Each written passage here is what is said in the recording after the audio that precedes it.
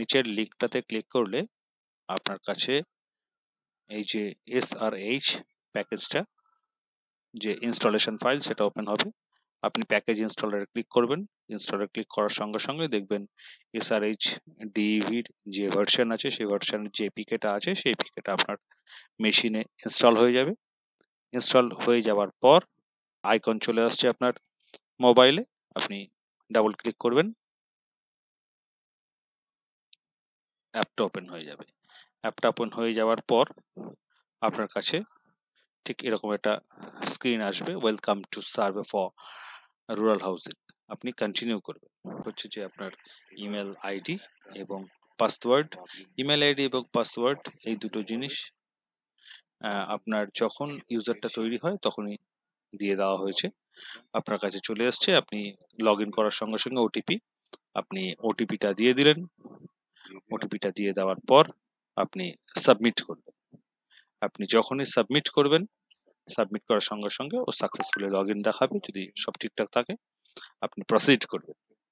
Proceed করার সঙ্গে সঙ্গে আপনাকে বলবে স্কিমটা চুজ করতে। আপনি সার্ভে ফর রুরাল হাউজিং স্কিমটা চুজ করলেন এবং ফিনান্সিয়াল ইয়ারটা করবেন 2024-25 অ্যান্ড সিলেক্ট করার সঙ্গে সঙ্গে ও বলবে যে সাকসেসফুলি হয়েছে। এবার আপনি আপনার স্টেট, ডিস্ট্রিক্ট, ব্লক এবং গ্রাম পঞ্চায়েত চুজ করবেন। এটা অ্যাজ আ সার্ভেয়ার কিভাবে কাজ করছেন, একজন অফিসিয়াল তিনি সার্ভে করতে গেছেন, তিনি কিভাবে কাজ করছেন, কোন গ্রাম পঞ্চায়েত তিনি ট্যাগ আছেন, সেটাতে আপনি যাবেন এবং লগ ইন করার সঙ্গে সঙ্গে আপনি সাকসেসফুলি আসবে। এবং আপনি যেটা চুজ করবেন সেটা হচ্ছে আওয়াজ স্যাংশন এবং select data source. Data source select করার সঙ্গে সঙ্গে আপনার কাছে সাকসেসফুলি একটা মেসেজ চলে এলো। এবারে চলে এলো আপনার সামনে ড্যাশবোর্ড। ড্যাশবোর্ডে অনেকগুলো আইকন আছে। এই আইকনগুলোর মধ্যে আপনার যেটা একদম টপ রাইট যেটা, সেটাতে আপনি ক্লিক করলেন। ক্লিক করার সঙ্গে সঙ্গে আপনার কাছে বেনিফিশিয়ারি ডেটাগুলো নেমে এলো। এরপর আপনি একটা বেনিফিশিয়ারিকে চয়েস করলেন, আপনি বললেন যে কনফার্ম করবেন। এবারে ওই বেনিফিশিয়ারির ডেটাটা আপনি আপডেট করবেন। আপনি এখানে ইয়েস করবেন ওর ডেটা লোড করার সঙ্গে সঙ্গে। এইবার অনেকগুলো ড্রপ ডাউন আপনার কাছে সামনে রয়েছে। আপনি প্রথমটাই চুজ করলেন, সেটা হচ্ছে যে বেনিফিশিয়ারি কি ফুললি হাউস ড্যামেজ, আপনি করলেন নো। ইয়েস করলে ইয়েস করবেন। ওর জেন্ডারটা চুজ করলেন, আমি জেন্ডারটা মেল আমি চুজ করলাম। ওর সোশ্যাল ক্যাটেগরি চুজ করলেন, সোশ্যাল ক্যাটেগরিতে আপনার রয়েছে এসসি। আমি ওনাকে জিজ্ঞেস করলাম, উনি বললেন যে এসসি এবং ওনার সার্টিফিকেট উনি দেখালেন, আমি এসসিটা লিখলাম। এবার তার অ্যাড্রেস লিখতে হবে যেখানে বেনিফিশিয়ারি আছে। আপনি যেখানে দাঁড়িয়ে আছেন সেই জায়গাটার অ্যাড্রেস আপনি লিখলেন। তার বেনিফিশিয়ারির এজ লিখলেন, বেনিফিশিয়ারির আধার নাম্বার লিখবেন, দুবার আধার নাম্বার লিখবেন, একবার মাস্কিং করা থাকবে, একবার নর্মাল লিখবেন।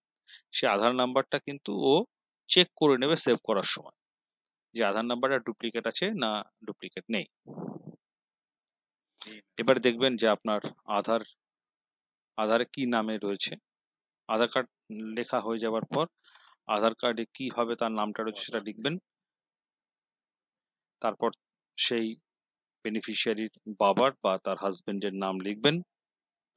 নাম লেখার পর আপনি তার ইমেইল অ্যাড্রেস যদি থাকে তাহলে দেবেন, নইলে দেবেন না, ওটা অপশনাল। এরপরে আপনি দেবেন তার মোবাইল নাম্বার। মোবাইল নাম্বার দেবার পর আপনি দেখবেন যে বেনিফিশিয়ারি ফিজিক্যালি ডিসেবলড কিনা। যদি ফিজিক্যালি ডিসেবলড হয় তাহলে আপনি ইয়েস করবেন, আদারওয়াইজ আপনি নো করবেন।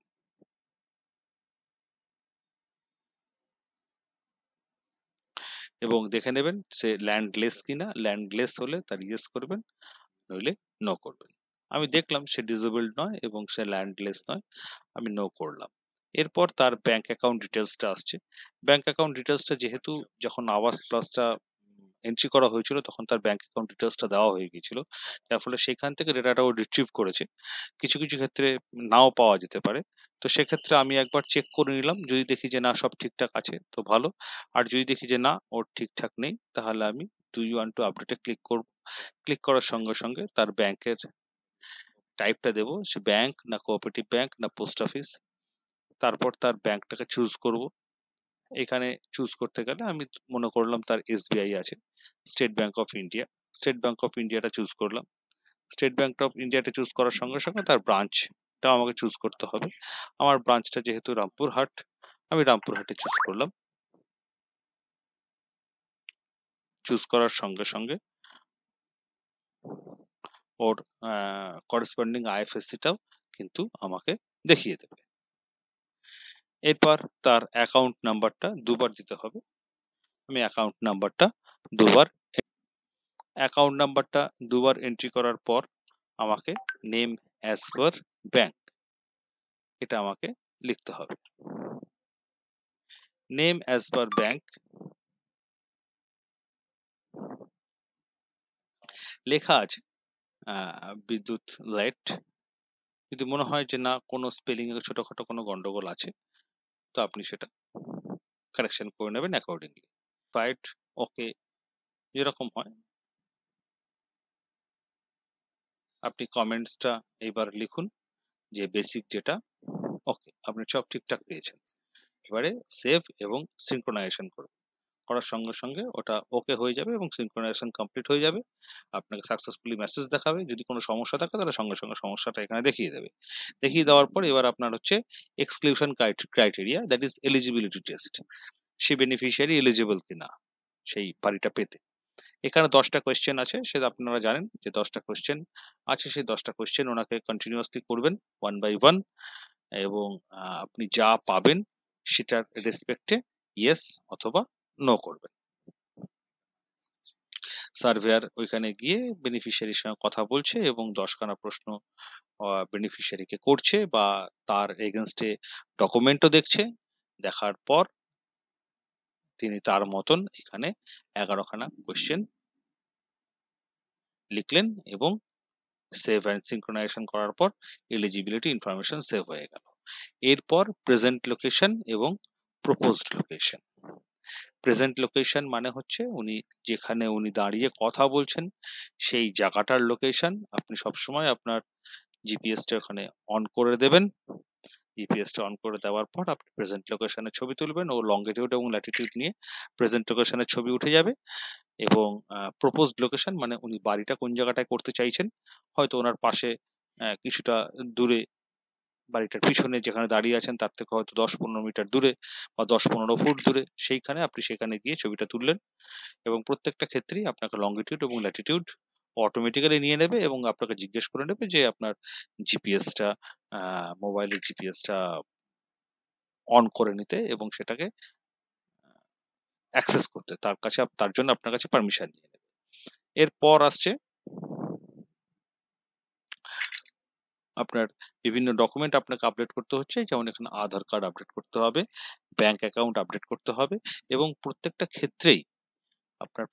ক্ষেত্রেই কিন্তু ও আপনার কাছে চাইবে আপনি ক্যামেরা দিয়ে ওইটাকে আপলোড করবেন না আপনার কাছে কোনো ছবি আছে। যদি আপনার কাছে ছবি থাকে তাহলে আপনি গ্যালারি থেকেই ওটাকে ডাউনলোড বা আপলোড করে নিতে পারেন। কিন্তু সচরাচর যেটা হয় আপনি সার্ভেতে গেছেন, গিয়ে আপনার ওই বেনিফিশিয়ারির কাছ থেকে অরিজিনাল ডকুমেন্ট গুলো নিলেন এবং 1 বাই 1 ওইখানে বসে বসেই আপনি ওটাকে আপলোড করে দিলেন, সেটাই সব থেকে ভালো। এবং প্রত্যেকটা ইমেজ করার আগে ও আপনাকে বলবে চুজ ইমেজ ক্যামেরা নয় গ্যালারি। এবং প্রত্যেকটা ক্ষেত্রে যেমন ধরুন এখানে তারপরে আসছে যে অ্যাপ্লিকেশন ফর্মটা বেনিফিশিয়ারিকে দেওয়া হয়েছিল তার 4খানা পাতা আছে। তার 4খানা পাতা কিন্তু আপনাকে 1 বাই 1 ছবি তুলে সেটাকে আপলোড করতে হবে। আমি এখানে 4খানা পাতা 1 বাই 1 তুলছি, তুলে সেটাকে আপলোড করছি। রিক্যাপচার বা রিটেক যেটা লেখা আছে, রিক্যাপচার লেখা আছে, আপনি রিক্যাপচার করে ছবিটাকে আবার তুলতে পারেন। একবার দেখে নেবেন যে ছবিটা যেন ঠিকঠাক থাকে। তাতে অনেক সুবিধা আছে কি যে ভবিষ্যতে যখন আপনি চেকিং করবেন অনলাইন তখন আপনি কিন্তু চেকিংটা খুব সুন্দরভাবে করতে পারবেন। ব্লার্ড ইমেজের উপর কোনো চেকিং আপনি করতে পারবেন না। তো আপনি এখানে অ্যাপ্লিকেশন ফর্মের 4খানা পাতা আপনি ছবি তুলেছেন, প্রত্যেকটি আমি ক্যামেরা দিয়ে তুললাম। ক্যামেরা দিয়ে তোলার পর আমার সবকটা তোলা হলো, আমি ওকে করলাম, ওকে করে সিঙ্ক্রোনাইজেশন এবং জিওট্যাগ আপলোড, মানে আপনি জিওট্যাগ যেটা করেছেন সেটা আপলোড করে দিলেন। আপলোড হয়ে যাওয়ার পর আপনার কাজ এখানে শেষ হয়ে গেল। ও সবকটা যেটাগুলো ওয়ান বাই ওয়ান আপনি দেখতেই পাচ্ছেন, আপনাকে দাঁড় করিয়ে রেখেছে প্লিজ ওয়েট বলে, এবং ওয়ান বাই ওয়ান যে ডেটাগুলো আপনি ওইখানে ইনপুট করলেন সেই ডেটাগুলো ওয়ান বাই ওয়ান ও সিঙ্ক্রোনাইজ করলো এবং পোর্টালে তুলে দিলে ফাইনাল সাবমিশন সাকসেসফুলি সাবমিটেড, এবং এই ডেটাটা চলে গেল আপনার কনসার্ন বিডিও অফিসে, যেখান থেকে সেই বেনিফিশিয়ারির প্রসেস ফার্দার হবে। এরপর ধরুন আর একটা রয়েছে, আর একটা আমি যে কোনো একটা সামনেই যে বেনিফিশিয়ারি রয়েছে সেটার আমি উপর একটা ক্লিক করলাম। ক্লিক করার সঙ্গে সঙ্গে আমি দেখতে পাচ্ছি যে উপরে দেখতে পাচ্ছি হোল্ড নাও। হোল্ড নাও মানে হচ্ছে আপনি বেনিফিশিয়ারি বাড়িতে গেলেন, বাড়িতে যাওয়ার পর আপনি দেখলেন যে কোনো সমস্যা আছে, আপনি ওর ডেটা নিতে পারছেন না, বিভিন্ন রকম সমস্যা কারণগুলো দেখাচ্ছে, অ্যাবসেন্ট আছে, ডেথ আছে, অনেকগুলো আছে, 7-8টা কারেন্ট কারণ আছে। আপনার যে কারণ হলো যে ভদ্রলোক বা ভদ্র মহিলা চাষবাসের জন্য বাইরে গেছে, ঘর তালা মেরে রেখে গেছে, তো অ্যাবসেন্ট অন সার্ভে ডে, আপনি রিজন লিখলেন গেট লকড, লক অ্যান্ড কি, এবং আপলোড ইমেজ করলেন যে আপনি বাড়িতে গেছেন, বাড়িতে গিয়ে তার গেটের ছবি তুললেন, গেটটা লকড যে আছে সেই লকটা আপনি তার ছবি তুলে রাখলেন একটা এভিডেন্সের জন্য, যে আমি আপনার বাড়ি গেছিলাম ওই সময়, এবং ক্যামেরা যখন আপনার ছবিটা তুলবেন সেই ছবির সঙ্গে তার ডেট অ্যান্ড টাইমটাও উঠে আসবে। ভবিষ্যতে যদি কোনো কোয়েরি হয় সেক্ষেত্রে আপনি দেখাতে পারবেন। আমি এখানে গেটটা বন্ধ আছে তার ছবিটা তুললাম, ছবিটা তোলার পর আমি হোল্ড নাও করে দিলাম।